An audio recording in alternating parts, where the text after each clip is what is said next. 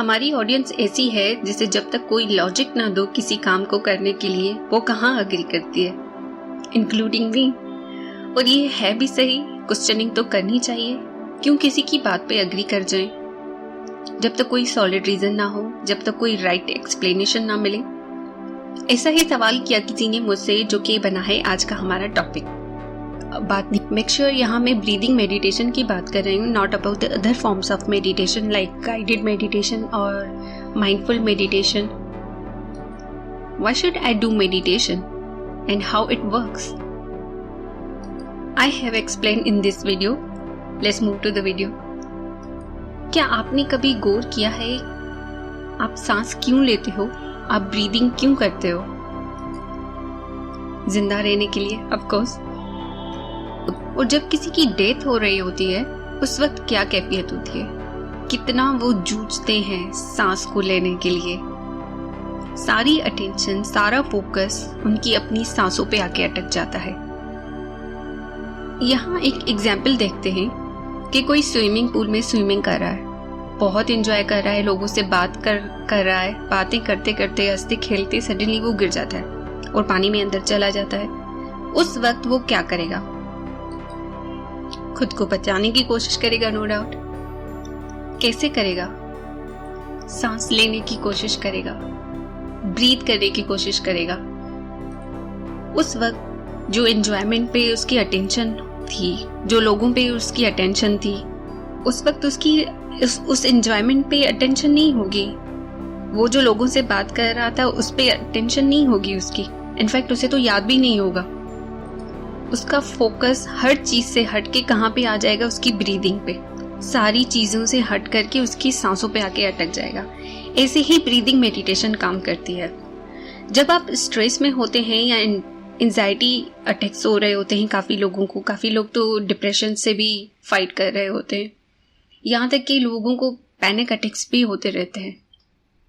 उस वक्त mind restless होता है, उस वक्त माइंड ओवर थिंकिंग में होता है, ओवर एक्टिव होता है, ओवर वर्किंग में होता है। अगर आप किसी साइकेट्रिस्ट से या साइकोलॉजिस्ट से सजेस्ट करते हो तो वो आपको ब्रीदिंग मेडिटेशन रिकमेंड करते हैं मोस्ट ऑफ द टाइम्स। और जब आप ब्रीदिंग मेडिटेशन टेक्निक अप्लाई करते हैं, इसमें क्या होता है, अपने माइंड को काम करते हो, अपने माइंड को पीस में लाने की कोशिश करते। गहरी सांस ली, ब्रीथ इन, सांस को रोक के रखा 1 2 3 अराउंड 5 to 6 सेकेंड्स तक। उसके बाद क्या होगा, आपको सांस आनी बंद हो जाएगी। और जैसे ही सांस आनी बंद हुई, मतलब माइंड को मैसेज गया, सांस लो, मुझे ब्रीथ करना है, मुझे सांस नहीं आ रही है, मुझे सांस लेनी है। ब्रेन तक मैसेज गया और मैसेज जाएगा पूरी बॉडी को। तब हमारा माइंड हरकत में आ जाएगा। उस कंडीशन, उस पॉइंट पे सारा फोकस, सारी अटेंशन, जो सारी एनर्जी यहाँ वहाँ पता नहीं कहाँ कहाँ भटक रही होती है, वो वरीज में, फ्यूचर में, पास्ट थिंकिंग में या फ्यूचर थिंकिंग में, anger, frustration, suffocation, unstoppable, uncontrol thinking, सारी आके एक जगह लग जाएगी, एक जगह टिक जाएगी। उस वक्त, उस मोमेंट पे आपकी अपनी ब्रीदिंग में लग जाएगी। तो जो वो वेस्ट थॉट्स चल रही थी, अब माइंड उन पे नहीं, यहाँ अपनी ब्रीदिंग पे काम शुरू करेगा। तो जो वेस्ट थॉट्स चल रही थी, अब माइंड उन पे नहीं, यहाँ अपनी ब्रीदिंग पे काम शुरू करेगा। बचना है ना मुझे, सांसें चलेंगी तभी तो जिंदा रहेंगे। क्यों? क्योंकि ब्रीदिंग अब अर्जेंट हो गया। मेडिटेशन के साइंटिफिक तो बहुत सारे बेनिफिट्स होते हैं। जो मेडिटेशन करते हैं उनमें ये बेनिफिट्स देखने को मिले हैं। न्यूरॉन्स एक्टिव हो जाते हैं एंड साइज भी इंक्रीज हो जाता है। न्यूरॉन्स के कनेक्शन स्ट्रॉन्ग हो जाते हैं, जिसकी वजह से मेमोरी पावर इंक्रीज हो जाता है। जब हम रिलैक्स्ड होते हैं तो हमारी brain waves and mind frequencies बहुत कम होती हैं। और जब माइंड इरिटेटेड होता है, एजिटेटेड होता है या बहुत स्ट्रेस्ड कंडीशन में होता है, उस वक्त ब्रेन वेव्स या फ्रीक्वेंसीज बहुत ही ज़्यादा बढ़ जाती हैं।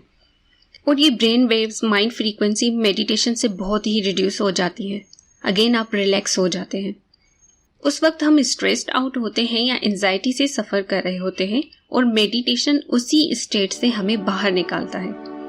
कंटिन्यूस मेडिटेशन प्रैक्टिस आपको अपनी नॉर्मल कंडीशन में वापस लाती है, मीन रिलैक्सिंग कंडीशन में लाती है। क्योंकि माइंड से लोड कम हो जाता है, बर्डन कम हो जाता है।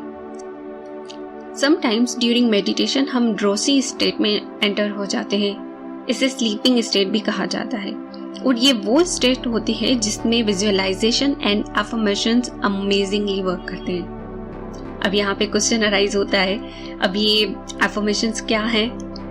वेल, होपफुली ये हमारा नेक्स्ट टॉपिक होगा, इस पे भी डिस्कशन होगा इन कमिंग वीडियोस। बाकी विजुअलाइजेशन पे हमने ऑलरेडी थोड़ी बहुत बात की है। एक दिन में human mind 45 to 50,000 thoughts create करता है। एक दिन में एक ह्यूमन माइंड में 45 to 50,000 थॉट्स आती हैं। उनमें से पता नहीं कितनी बेस्ट जाती हैं, कितनी नेगेटिव होती हैं, कितनी पॉजिटिव होती हैं। और जब आप ब्रीदिंग मेडिटेशन कर रहे होते हो तो आपकी पूरी अटेंशन उन 50,000 थॉट्स से हटकर आपकी ब्रीदिंग पे आ जाती है, सिर्फ एक जगह आके फोकस हो जाती है। जब आप उसकी कंटिन्यूअस प्रैक्टिस करते हो तो एक हैबिट बन जाती है। आपका ब्रेन अपनी पावर्स, अपनी पूरी एनर्जी एक ही थॉट पे लगा देता है। इससे आपका फोकस बढ़ता है, किसी भी काम में आप अपना 100% फोकस देते हो।